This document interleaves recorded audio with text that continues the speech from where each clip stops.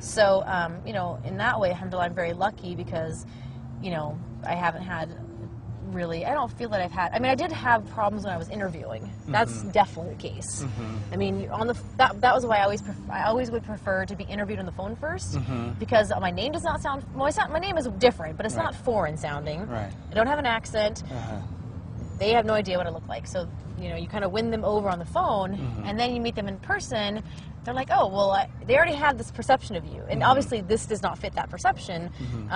But usually it's, okay, well, you know, we liked her on the phone and liked her in the interview. But if I ever went into just a face-to-face interview first, sometimes people could not get over what I was wearing. It's very clear. You can tell in a person's body language, whether they're open and they're just like talking to you like normal, or they're just like really fixated on what you're wearing, and they're like, what? Oh, sorry, what'd you say? Because they just can't hear you. Which I think when wearing the hijab, in general, people, like in the public, whether I'm, you know, going to the grocery store, ordering something in a coffee stand, they don't expect, you know, an accent-free English to come out, and so sometimes they almost don't understand you.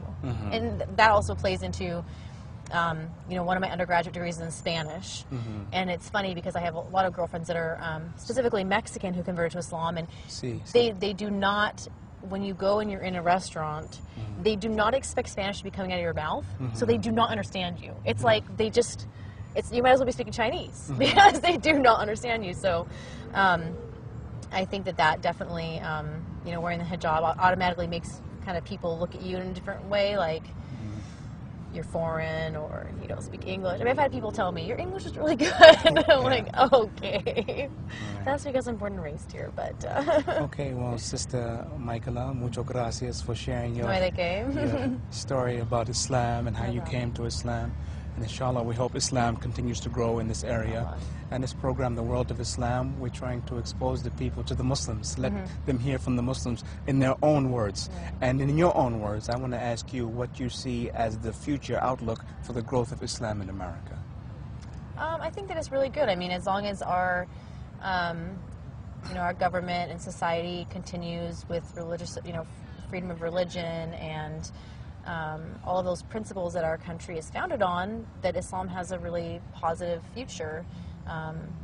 And, you know, the more that Muslims become integrated in society without assimilating so much that we lose our Islam, that, you know, that Muslims are going to be, you know, we're going to maintain our religion and we're going to be active, productive members of society. And I think that, you know, inshallah, in a couple of decades, you're going to see, you know, a big difference in, you know, maybe we'll have a Muslim president one time. No, I'm just teasing. Okay, Sister, again, thank you very much. And I hope that our viewers have enjoyed this episode of The World of Islam.